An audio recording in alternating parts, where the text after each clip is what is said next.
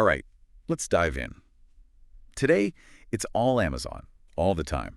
But we're not just talking about adding stuff to your cart and hitting buy now. We're going deeper, looking at what's driving their future and how, frankly, it all might affect you. We've got a really cool mix of stuff to look at. Expert financial analysis, market trends, even some insights into how we're all behaving as consumers. Yeah, fascinating stuff. And it's interesting because you mentioned Amazon's future. And a lot of people, I think, when they hear that, they immediately jump to, okay, what's the next cool gadget they're going to release? Yeah. But the reality is Amazon's already kind of quietly dominating Yeah. in ways that go way beyond just the stuff they sell online. Yeah, I was reading about that. It's like Amazon Web Services, right? AWS, it's this massive growth engine for them. And then there's their ad business, which For ads, they're everywhere, right? it's like they're taking over the world kind of under the radar. Yeah, exactly. And that's the thing that's really fascinating to me because when you think about it, Amazon's not just a retailer anymore. They're this, I don't know, this sprawling tech ecosystem. And it's woven into our lives in ways that we don't even realize sometimes. Okay, I'm with you. So think about the last time you used Amazon. What was it for? Was it shopping, streaming a movie, reading on your Kindle? Maybe you were asking Alexa a question. It's like, it really is everywhere. It really is. And that kind of leads to the next big question, which is this kind of growth even sustainable? I mean, Amazon's on track to hit a quarterly revenue of, what, $238 billion? That's insane. That's $38 billion. Potentially surpassing Walmart, but some analysts, they're predicting a slowdown. And for Amazon to justify its current valuation, they need to maintain, high-teen growth rates. So they're huge EE, but maybe they can't keep growing at this crazy pace forever. Right. But here's what I don't get. They're investing a ton of money into AI, even with the market being, I don't know, kind of shaky. Does that seem kind of risky to you? Well, it's a gamble, for sure. A calculated one, maybe. But to put it in perspective, you've got Microsoft, Google, and Amazon. They're estimated to spend, get this, over $300 billion on AI in 2025 alone. Wow. $300 billion. That tells you something about how they see the future. Yeah. It's like they're all in on AI.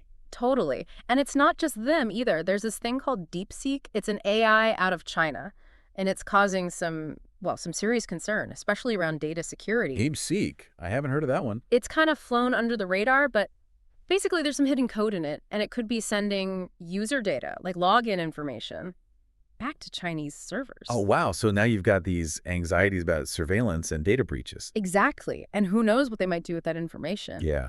That's a whole other layer to this whole AI competition thing. Makes you wonder, how are individual companies supposed to compete, not just with each other, but with entire nations throwing their weight around? It's a whole new ball game. It really is. Okay, so we've got these tech giants duking it out. But what about the smaller players? What about companies like Pinterest? They seem to be doing surprisingly well. But then you have others like Elf Beauty who are facing some serious challenges. Right. Pinterest is a great example of how user experience can make or break a company.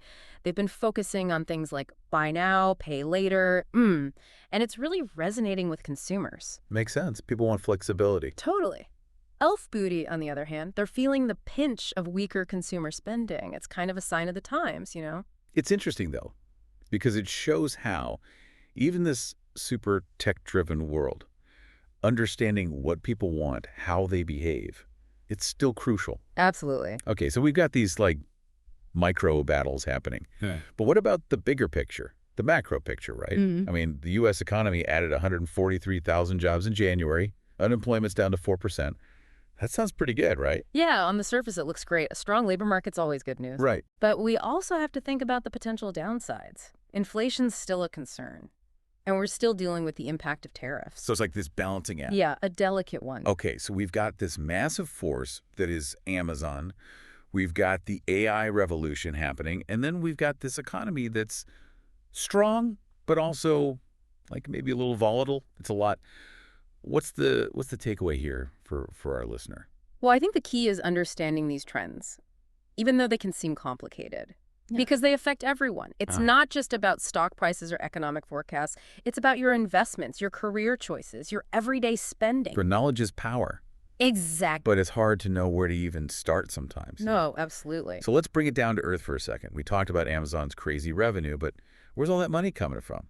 Well, guess what? Americans are getting ready for Super Bowl 59. Ah, the Super Bowl. The annual ritual of wings, chips, and dips. Exactly. And the good news is food prices overall seem to be pretty stable compared to last year. That is good news. So no sticker shock at the grocery store. That's a relief. Well, not so fast. There are some things that are going to cost a bit more this year. Oh, no.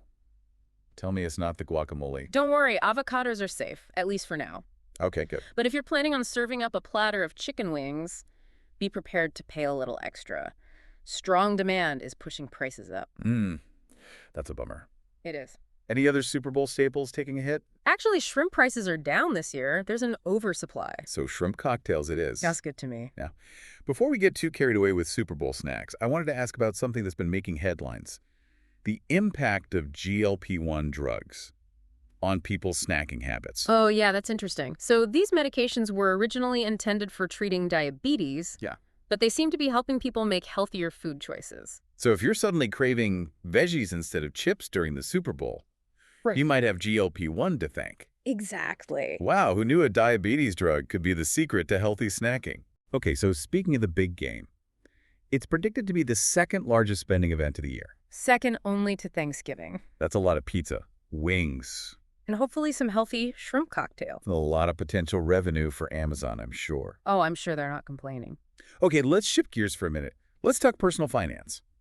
With interest rates doing whatever they're doing, how can we make smart choices about our savings? Well, that's where certificates of deposit come in, CDs.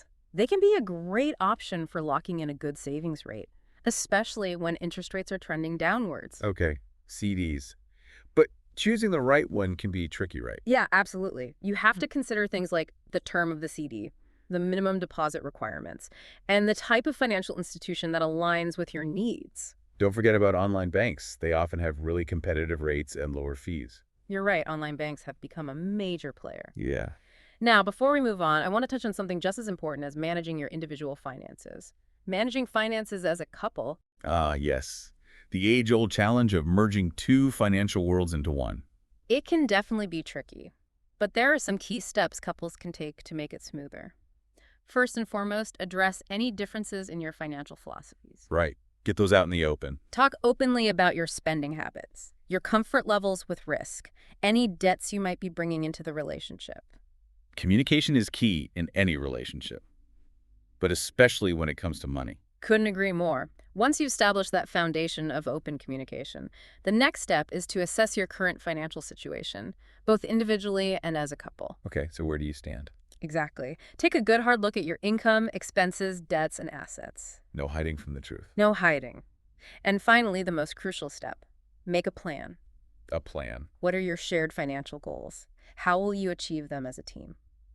So you sit down together and map out your financial roadmap. Precisely. It's about working together, communicating effectively, building a future that aligns with your shared values and aspirations.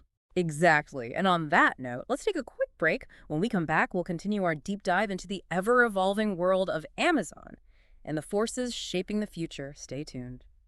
So before the break, we were talking about merging finances as a couple. And it got me thinking, are prenups becoming more common these days? I feel like it used to be like a taboo subject, but now... You know, you're right. They are becoming more common, and I think for good reason. They can really provide some clarity and structure, especially when one partner's bringing significant assets to the marriage or maybe a family business. Right. It's not about, like, anticipating a split. It's more about making sure everyone's protected. It's like a financial safety net. Yeah. Just in case things don't go as planned. Yeah. And, I was thinking, for women especially, who might be stepping away from their careers to, raise children, a prenup can offer some real financial security. Absolutely. It can level the playing field, provide peace of mind. Okay, so we've talked about personal finance. Yeah. But what about the impact of all these changes on jobs and careers? Yeah, that's a big one. The professional landscape is changing so fast. It really is. Automation, AI. It feels like everyone's scrambling to, upskill and stay relevant. You're not wrong. It's almost like the ground is constantly shifting beneath our feet. Where are you seeing the most demand for upskilling these days? Definitely IT, software engineering, cybersecurity. Those fields are just exploding right now. Okay, so tech is still king. Pretty much. But it's not just about, learning to code anymore. It's about understanding how to use these technologies.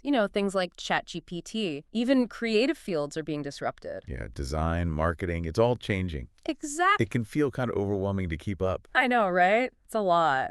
What advice would you give to people who are, like, feeling that anxiety Yeah. about all these changes? Don't panic. That's the first thing. Look at this as an opportunity for growth, for reinvention. There are so many resources out there for upskilling, both online and offline. Yeah, that's And remember, learning is a lifelong journey.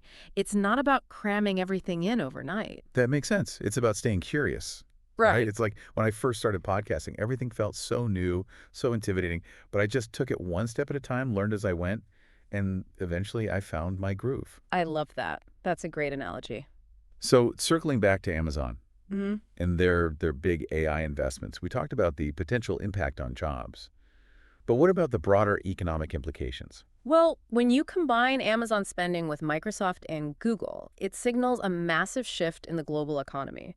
We could be looking at an economic boom, fueled by innovation and technological advancement. That sounds pretty optimistic. It is, but there are some concerns, of course. Like what?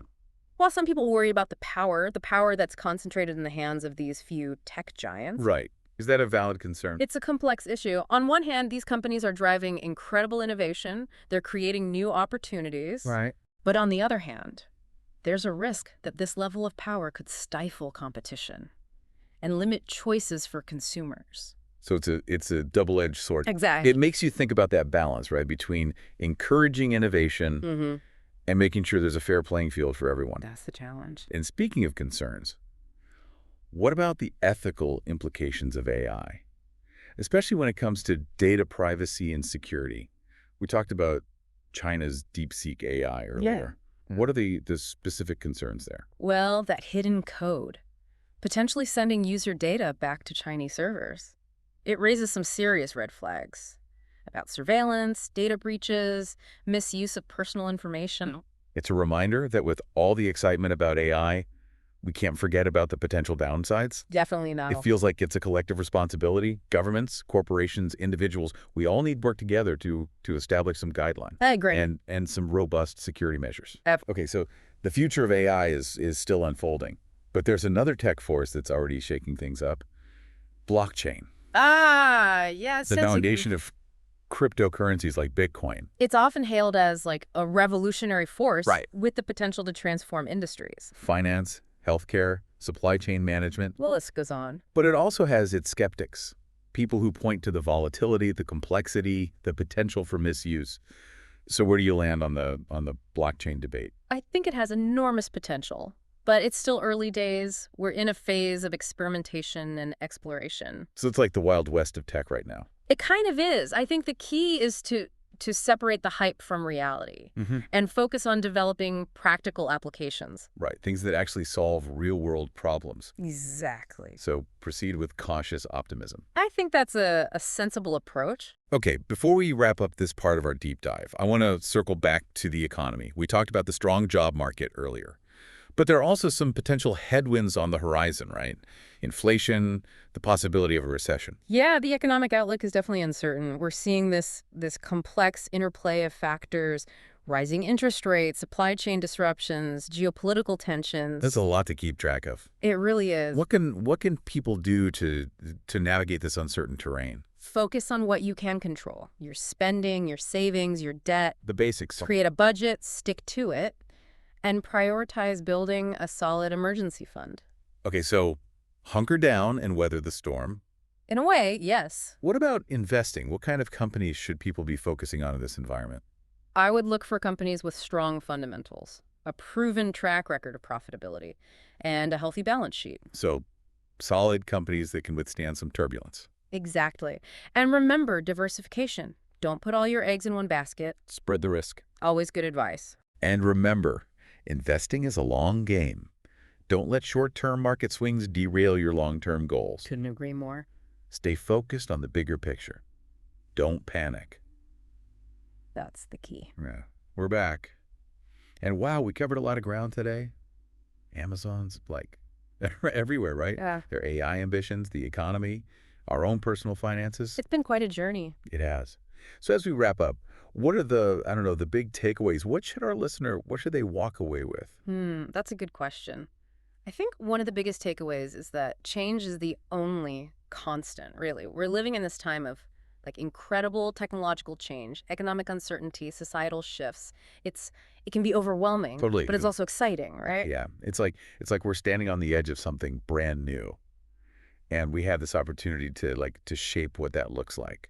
I like that. It's a new frontier. It is. Yeah. But it requires us to be informed, to be adaptable, to be willing to challenge our own assumptions. Absolutely. We need to be proactive Yeah. about learning new skills, about embracing new ways of thinking, about staying ahead of the curve. And that's where knowledge becomes power. Exactly. So for our listener out there who's maybe feeling a little overwhelmed by all of this, what's the one piece of advice you'd give them? Don't be afraid to dive in, explore, question, experiment, and never stop learning. Love that. The future belongs to those who are curious, adaptable, and willing to embrace the unknown. Beautifully said.